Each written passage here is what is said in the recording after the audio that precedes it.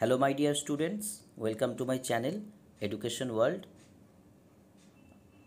আজকে তোমাদের জন্য ক্লাস 10-এ ইংলিশ সাবজেক্টের লেসন 4-এ যে পোয়েমটি আছে মাই ওন ট্রু ফ্যামিলি, যেটি লিখেছেন টেড হিউজ, সেটি আমি লাইন বাই লাইন পড়ে তার মানে তোমাদেরকে জানাবো।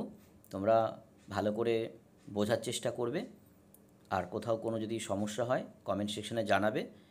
আর ভিডিওটি যদি ভালো লাগে অবশ্যই আমার চ্যানেলটিকে যারা নতুন দেখছো তারা সাবস্ক্রাইব করবে, আর সবাইকেই বলবো লাইক, শেয়ার এবং সাবস্ক্রাইব করতে। তাহলে চলো পড়াটা শুরু করি।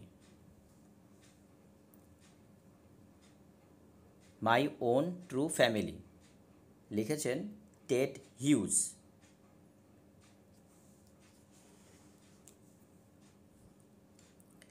Once I crept in an oak wood. I was looking for a stag. I met an old woman there, all nobilistic and rag. She said, I have your secret here inside my little bag.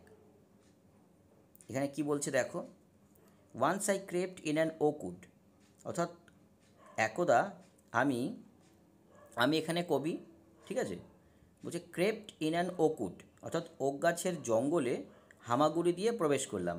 Crept, ঠিক আছে, creep মানে হামাগুড়ি দেওয়া, প্রেজেন্টে past ফর্মে আছে crept, হামাগুড়ি দিয়ে okay গাছের জঙ্গলে আমি প্রবেশ করলাম।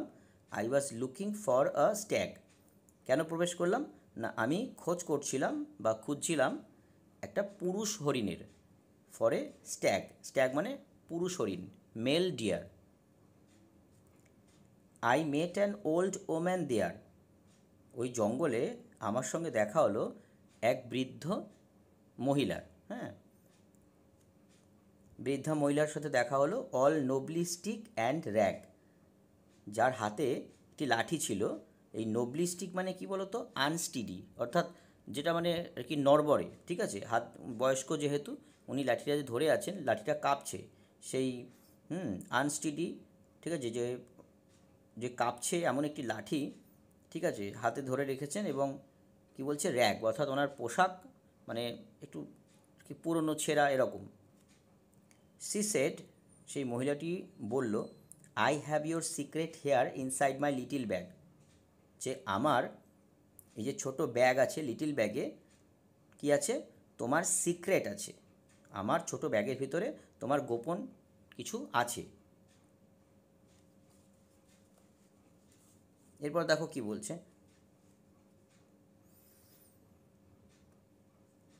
দেন she began to cackle and I began to quake.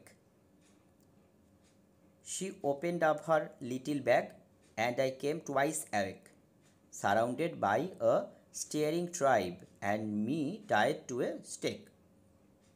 এখানে কি বলছে দেখো, এরপর দেন শি বিগেন টু ক্যাকেল, এরপর তিনি মানে ওই বৃদ্ধা মহিলাটি অদ্ভুত আওয়াজ করতে শুরু করলেন, ঠিক আছে, ক্যাকেল মানে অদ্ভুত আওয়াজ করা, and I began to quake মানে কি আমি কাঁপতে শুরু করলাম। জঙ্গলের ভিতর ঢুকে যদি কোনো একজন বৃদ্ধ মহিলাকে কেউ ধরো দেখে, সেখানে সে যদি অদ্ভুত আওয়াজ করে তাহলে তো একটা ভয় পাওয়ার ব্যাপার থাকবেই। সেই হিসেবেই বলছে যে আমি মানে কাঁপতে শুরু করলাম, নিশ্চয়ই ভয়ে, অর্থাৎ কবি এখানে কিন্তু নিজের কাঁপার মানে ভয়ে কাঁপার কথা বলছেন। She opened up her little bag, এরপর ওই বৃদ্ধা মহিলাটি তার ছোট ব্যাগটি খুলল, and I came twice awake, এবং আমি কিন্তু দ্বিতীয়বারের জন্য কিন্তু কি মানে অ্যাওয়েক মানে কি বলতো, জাগ্রত হওয়া, সজাগ হওয়া, এখানে অবাক হওয়া বলতে পারো, ঠিক আছে। দ্বিতীয়বারের জন্য উনি আর কি অ্যাকচুয়ালি অবাক হয়ে গেলেন। এটা প্রথমবার অবাক হওয়ার কারণটা আমরা জানি, ঠিক আছে, কারণ ওই বৃদ্ধা মহিলাটি যে বলেছিলেন যে তোমার সিক্রেট আমার ব্যাগের মধ্যে আছে, সেই হিসেবে উনি একটু অবাক হয়েছিলেন। পরের বারে আমরা জানি যে যখনই ব্যাগটা খুললেন, ঠিক আছে, তিনি দ্বিতীয়বারের জন্য অবাক হয়ে গেলেন। কেন, দেখো কারণটা এখানে আছে, surrounded by a staring tribe, তিনি দেখলেন যে তিনি মানে তাকে ঘিরে রাখা হয়েছে, স্টিয়ারিং ট্রাইব মানে অবাক হয়ে ফ্যাল করে তাকিয়ে থাকা যে আদিবাসী আছে তারা তাকে, কবিকে ঘিরে রেখেছে। And me tied to a stake, অর্থাৎ তাকে একটা খুঁটির সঙ্গে আটকে রেখেছে, বেঁধে রেখেছে, ঠিক আছে, তাহলে এই হিসেবেও তিনি অবাক হয়ে গেলেন। এরপর কি বলছে দেখো, they said we are oak trees and your own true family, we are chop down, we are torn up, you do not blink an eye, unless you make a promise now, now you are going to die. এখানে কি বলছে, এরপর তারা বলল, they said মানে কি ওই আদিবাসী ওরা বলল, we are the oak trees, আমরা কিন্তু ওক গাছ, and your own true family, কি আমরাই তোমার সত্যিকারের পরিবার। উই আর চপ ডাউন, আমাদেরকে কেটে ফেলা হয়, চপ ডাউন মানে কি পিস পিস করে কাটা। উই আর টর্ন আপ, আমাদেরকে তুলে ফেলা হয়। হ্যাঁ, you do not blink an eye, তোমাদের তো চোখের পলক পড়ে না। মানে কি এখানে অ্যাকচুয়ালি গাছের আর কি ওরা বলতে চাইছে যে আমাদেরকে যে হত্যা করা হয় সেখানে কি বা মেরে ফেলা হয়, সেখানে অনেক মানুষ আছে যারা প্রতিবাদ করে না, চুপচাপ দেখে, সেই হিসেবে বলছে। Unless you make a promise now, যতক্ষণ না তুমি এই যে এখন প্রমিসটা করছো, কথা দিচ্ছ, now you are going to die, অর্থাৎ তুমি যতক্ষণ না কথা দিচ্ছ বা তুমি যদি কথা না দাও তাহলে কিন্তু তোমার মৃত্যু অনিবার্য, ঠিক আছে। এবার দেখো কী বলছে, whenever you see an oak tree felled, swear now you will plant two. Unless you swear, the black oak bark will wrinkle over you and root you among the oaks where you were born but never grew. এই স্ট্যান্ডার্ডে কী বলছে দেখো, যে whenever you see an oak tree felled, যখনই তুমি দেখবে কোনো okay গাছকে তুলে ফেলা হচ্ছে, ফেল্ড মানে কি তুলে ফেলা, ঠিক আছে। Swear now you will plan to, প্রতিজ্ঞা করো, কথা দাও, শপথ নাও যে তুমি দুটো অন্তত গাছ পুঁতবে। অ্যাকচুয়ালি আমরা তো প্রয়োজনে গাছ কাটবো, কিন্তু সেগুলো কিন্তু কোনো ফলন্ত গাছ আমরা কাটতে পারবো না, কোনো গাছ ধরো শুকিয়ে গেছে সেই গাছই কিন্তু আমরা কাটতে পারি, ঠিক আছে। হ্যাঁ, যারা এখানে ওক গাছের কথা বলা হচ্ছে, যাদেরকে পার্সোনিফাই করা হচ্ছে, মানে হিউম্যান কোয়ালিটি দেওয়া হচ্ছে, ওরা যে কথা বলছে, ওরা নিজেরা স্বীকার করছে সেটা, বলছে ওরা যে আমাদেরকে কাটো, কিন্তু মানে দরকার অনুযায়ী কাটতে হবে, একটা কাটলে পরে দুটো কিন্তু অবশ্যই পুঁততে হবে, তাই না।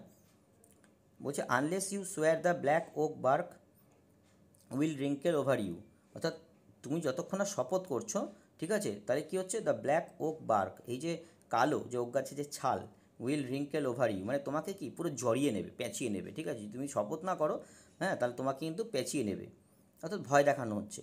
And root you among the oaks where you were born but never grew, এবং তোমাকে কিন্তু একদম নিচে টেনে নেবে। এই রুট মানে কিন্তু এখানে মূল নয়, অর্থাৎ মূল কোথা থেকে, মাটি নিচে, সেই হিসেবে কবিকে ওরা ভয় দেখাচ্ছে যে and root you among the oaks, oak গাছের যেখানে আর কি নিচে যে মূল, সেই দিকে তোমায় টেনে নিয়ে আসবো আমরা, ওয়্যার ইউ ওয়্যার বর্ন, যেখান থেকে তোমার সৃষ্টি হয়েছে, বাট নেভার গ্রিউ, কিন্তু তোমার বুদ্ধির বিকাশ হয়নি। এখানে নেভার গ্রিউ মানে কি বড় না হওয়া অর্থে বলা হচ্ছে না, অর্থাৎ বুদ্ধির মানে যে বিকাশ হয়নি সেটাই কিন্তু এখানে বলা হচ্ছে। This was my dream beneath the বাউস, the dream that altered me, when I came out of the oak wood back to human company, my walk was the walk of a human child, but my heart was a tree.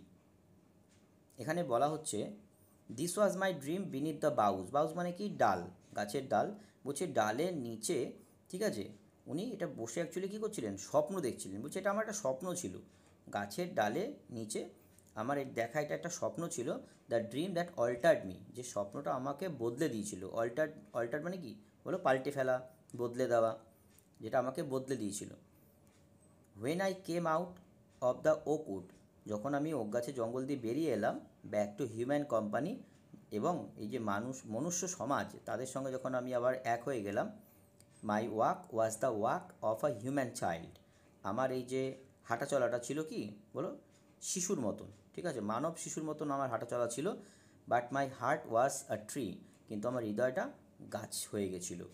অর্থাৎ এখানে বলা হচ্ছে যে মানে কবি actually তো জানেন, ঠিক আছে, যে গাছ কাটা অন্যায়, তাই কবি নিজেকে, হ্যাঁ, সেই জায়গায় রেখে উনি আমাদেরকে অ্যাকচুয়ালি একটা মেসেজ দিচ্ছেন যে গাছ কাটা কিন্তু ঠিক নয়, ঠিক আছে, এতে সমস্যা কিন্তু আমাদেরই হবে, কারণ গাছেদের যদি ক্ষতি করি আমরা, অবুঝের মতন যদি কাজ করি, গাছকে মানে না বুঝে যদি আমরা গাছকে কেটে ফেলি, বিশেষ করে যেগুলো ধরো মানে জীবন্ত ফলন্ত গাছ, এক্ষেত্রে কিন্তু প্রবলেমটা আমাদেরই হবে। হ্যাঁ, এবং শাস্তিটার যে শাস্তির কথা এখানে বলা হচ্ছে, গাছেরা শাস্তি দিচ্ছে। হ্যাঁ, এটা অ্যাকচুয়ালি কবি বোঝাতে চাইছেন যে শাস্তিটা কিন্তু আমরা নিজেদেরকে নিজেরাই দেবো। হ্যাঁ, সেই হিসেবে কিন্তু আমাদের অবশ্যই মানে গাছের যত্ন নিতে হবে। আর আমরা প্রয়োজন বুঝে গাছ কাটবো এবং অবশ্যই যেগুলো শুকিয়ে গেছে, ঠিক আছে, সেই গাছ কাটা যাবেই।